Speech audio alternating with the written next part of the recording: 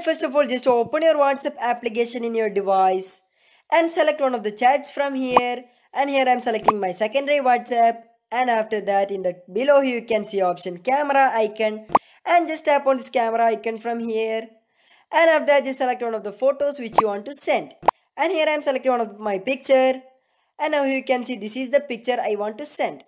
And in the top of this edit option, you can see option HD, and you want to just tap on this HD option from here. And after that, you can see option HD quality, and just tap on this HD quality option from here. And now you can see photo set to HD quality. And if you can't see this option in your WhatsApp, just go to your Play Store or your App Store and just update your WhatsApp from there. And after that, just tap on the send option from here. And now you can see our photo has been sending successfully. And I hope you will enjoy our video, and thanks for watching our video.